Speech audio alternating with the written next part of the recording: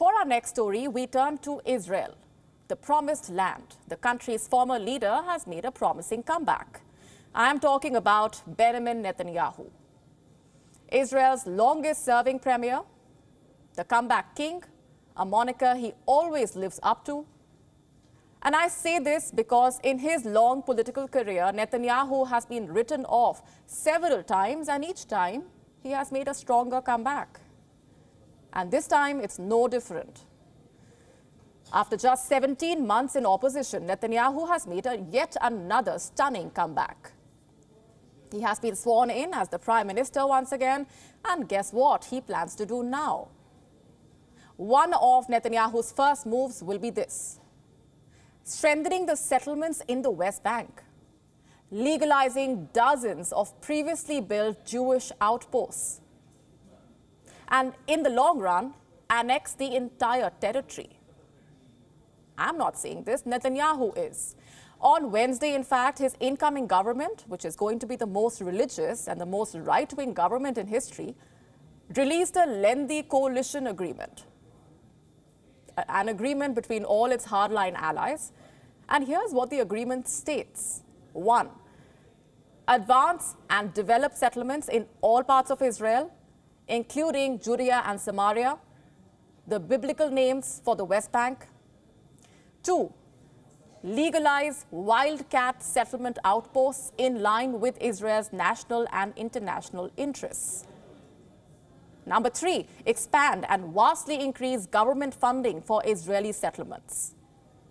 Now, these are some big moves, and they could put the new government at odds with Israel's allies, even Israel's own people for that matter. And I say this because what these moves intend to do is change the status quo of the West Bank, a region that Palestinians consider to be the heartland for their future independent state. For the unversed, this is the region I'm talking about. This chunk of land located east of Israel, it's home to nearly 3 million Palestinians. In 1967, Israel took control of this region, and since then it has allowed Jewish settlers to move in, but many still consider it illegally occupied Palestinian land. And it doesn't end there. In 2002, Israel approved construction of a barrier around the West Bank after a series of deadly attacks by Palestinian militants. This barrier has electronic fencing, ditches, and watchtowers. Its concrete walls measure around 8 to 9 meters high. It has strips of razor wire around 70 to 80 meters wide. The aim of this barrier was to encircle Palestinian communities. And it didn't end there. Israel also started sending settlers to the West Bank. And these settlers set up civilian communities that were majorly of Jewish ethnicity. I have some numbers for you now. As of 2022, there are 140 Israeli settlements in the West Bank, and they include over 12 settlements in East Jerusalem. In addition, there are over 100 Israeli military posts here. And if I speak of settlers, over 450,000 of them live in the West Bank. In East Jerusalem, there are an additional 220,000 settlers. So Israel's planned move is to give legitimacy to these settlements, a move that the Palestinian authorities are calling illegal. They say that this move violates several UN principles.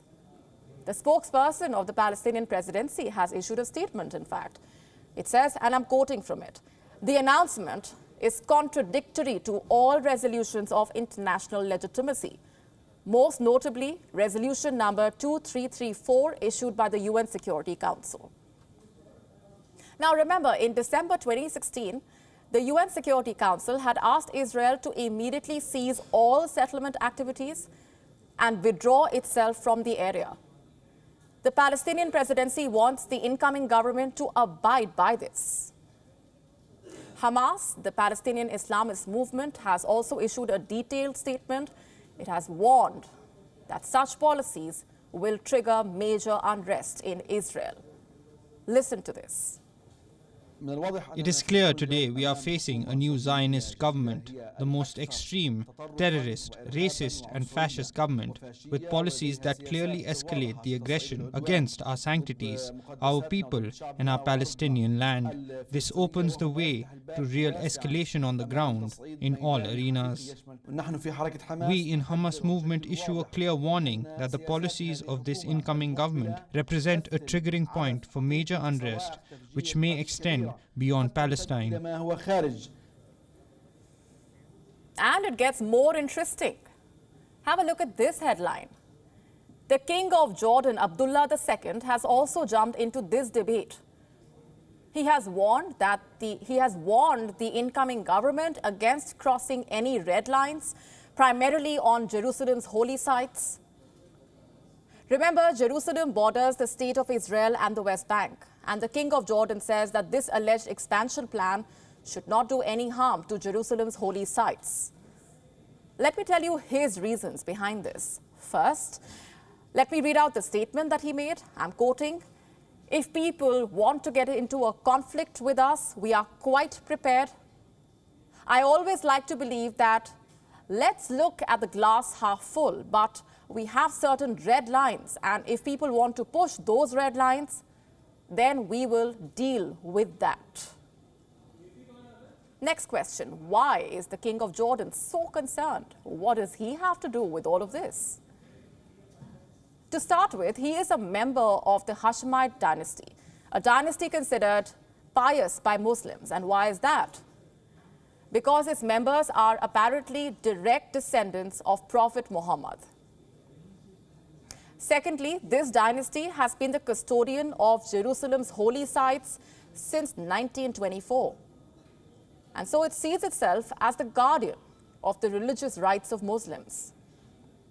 In fact, until 1967, Jerusalem's old city was controlled by Jordan, after Israel took over the city post the Six-Day War. It allowed the Jordanian Waqf to maintain its authority. So just to put this simply, any changes in Jerusalem or to the status of its religious sites is liable to spark protests from Jordan. And why just Jordan for that matter? It will be safe to say that the wider Muslim world could also rise in protest. You see, the Temple Mount, which houses the Al-Aqsa Mosque, is the third holiest site in Islam. Because on top of the Temple Mount sits the Dome of the Rock. This is where Muslims say Prophet Muhammad ascended to the heavens. But the thing is, even Jews consider Jerusalem holy. In Hebrew, they call it Yerushalayim. They say Temple Mounts, where two biblical Jewish temples stood thousands of years ago. The western wall within Temple Mount is said to be the last remnant of those temples. And today, it is considered to be the holiest site in Judaism. When Jews pray, they face the western wall in Jerusalem, just like Muslims face the Kaaba in Mecca. For both religions, essentially, for both Israelis and Palestinians, for both Jewish people and the Islamic world, Jerusalem holds a sacred and important place. So if the incoming Netanyahu government embarks on this planned mission, it could ruffle a lot of feathers in West Asia. It could also affect the Abraham Accords, the peace treaties that were signed between Israel and a host of other countries. Will Netanyahu's planned expansion of settlements in the West Bank send these accords for a toss? Only time will tell. WION now available in your country. Download the app now. Get all the news on the move.